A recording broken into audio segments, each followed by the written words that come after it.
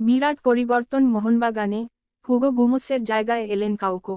Video শুরু করার আগে আমাদের চ্যানেলটি সাবস্ক্রাইব করে, ভিডিওটিতে লাইক শেয়ার কমেন্ট করে আমাদের সাথেই থাকুন।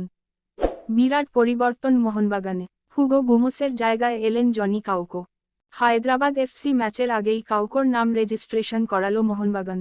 আইএসএলের সরকারি ওয়েবসাইটে মোহনবাগান স্কোয়াডেও কাউকোর নাম রয়েছে, সেখানে নাম নেই হুগো বুমোসের। বলতে গেলে প্রায় নিঃশব্দেই এত বড় পরিবর্তন করে ফেললেন সবুজ মেরুন coach Antonio Lopez Habas. Juan ফেরান্দোর জমানা শেষ সবুজ মেরুনে, এখন হাবাস যুগ। অভিজ্ঞ স্প্যানিশ কোচ দলের রিমোট কন্ট্রোল হাতে তুলে নেওয়ার পর থেকেই ময়দানে জল্পনা চলছিল, বুমোকে সরে যেতে হবে। জল্পনা বাড়ছিল বুমোকে নিয়ে। হাবাস দায়িত্ব নেওয়ার কয়েকদিনের মধ্যেই কাউকো চলে আসেন, যোগ দেন মোহনবাগানের অনুশীলনে। সূত্রের খবর, অনুশীলনে কাউকোকে দেখে সন্তুষ্ট হন হাবাস। তিনি চূড়ান্ত সিদ্ধান্ত নিয়ে ফেলেন। সরকারিভাবে বুমোসের প্রতিক্রিয়া পাওয়া না গেলেও সোশ্যাল মিডিয়ায় তিনি লিখেছেন, জোর করে বলতে বাধ্য হচ্ছি গুডবাই, তবে আমার হৃদয় কিন্তু তা বলতে চাইছে না।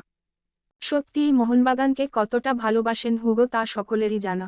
ম্যাচ হারার পর সাইড লাইনে বসে কাঁদতে দেখা গিয়েছে হুগোকে। আর এতে বোঝা যায় একটা প্লেয়ার তার নিজের দল হারাতেই কতটা কষ্ট পায়।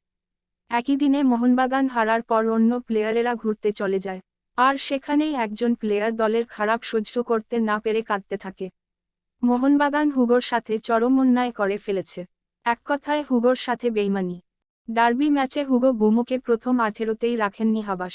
হায়দ্রাবাদ ম্যাচের আগের দিন হাবাসকে বুমো নিয়ে প্রশ্ন করা হলে তিনি এড়িয়ে যান। অনেক মোহনবাগান সমর্থকেরা এখন বলতে শুরু করে দিয়েছে, হাবাস নাকি তার বদলা নিতে শুরু করে দিয়েছেন। তারা আরও বলেন হাবাসকে যখন তাড়িয়ে দেওয়া হয়েছিল, তখন নাকি হুগো ও অমরিন্দরের জন্য হয়েছিল। এখন হাবাস এসে ও দলকে ডুবিয়ে দিয়ে চলে যাবেন। আপনি কি মনে করেন এসব নিয়ে? কমেন্ট করে জানাবেন আমাদেরকে।